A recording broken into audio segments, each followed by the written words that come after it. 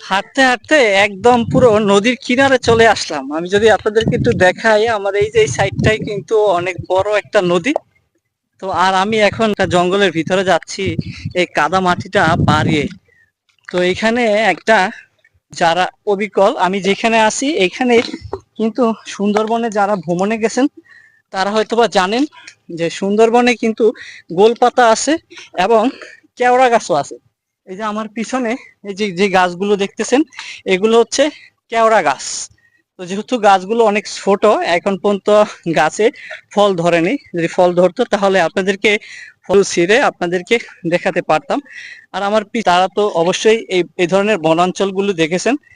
এটি একদম পুরো সুন্দরবনের মতনই এই বনাঞ্চলটা।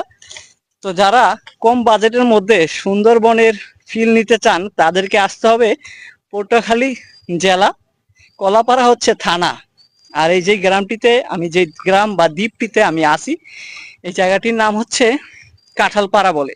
তো কাঁঠালপাড়ার এই গ্রামটি একদম একটা দ্বীপের পার্শ্ববর্তী। আর এই দ্বীপের পার্শ্ববর্তী হওয়ার কারণে এইখানে কিন্তু এই ধরনের বনাঞ্চল গড়ে উঠেছে। আমার মাথার উপরে যে গাছটি আপনারা দেখতেছেন, এটি হচ্ছে গোলপাতার গাছ। এই গাছগুলো সুন্দরবনে অনেক পরিমাণে আপনারা গেলে, ভ্রমণ করতে গেলে দেখতে পারবেন। আর আমি আছি একটি ম্যানগ্রোভ বনের কেওড়া বাগানের মধ্যে।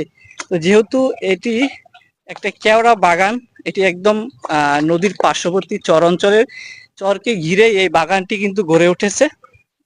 তো ছোট থাকার কারণে আপনাদেরকে আমি কেওড়া, যেহেতু গাছগুলো অনেক ছোট, এখন পর্যন্ত কেওড়া ফল ধরেনি গাছে, তাহলে আমি আপনাদেরকে দেখাতে পারতাম কেওড়া ফলগুলো।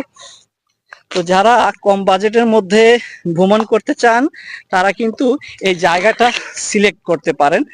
একদম একটি দুর্গম একটি জায়গা, আপনারা কিন্তু এখানে ক্যাম্পিংও চাইলে কিন্তু ক্যাম্পিংও করতে পারেন। এই যে আমার পিছনে আপনাদেরকে দেখাই ম্যানগ্রোভ বনটি, আসলে পরিবেশটা অনেক সুন্দর। আর আমার এইখানে আমার পিছনে কিছু কেওড়া গাছ রোপণ করা হয়েছে, একদম পুরো চরের কিনারটা ঘেঁষে এইখানে কিছু কেওড়া গাছ তারা রোপণ করে দিয়েছে। যেহেতু এটি একটি দুর্যোগ এবং ঘূর্ণিঝড় পূর্ণ এলাকাধীন, এখানে গাছ যখন তারা ঘূর্ণিঝড় থেকে রক্ষা পেতে হলে আপনাকে বেশি বেশি কিন্তু গাছ রোপণ করতে হবে। আর এখান থেকে সমুদ্র, কুয়াকাটা সমুদ্র সৈকত খুবই নিকটে, মাত্র 29 কিলোমিটার পথ পাড়ি দিলেই কিন্তু চলে যেতে পারবো কুয়াকাটা সমুদ্র সৈকতে।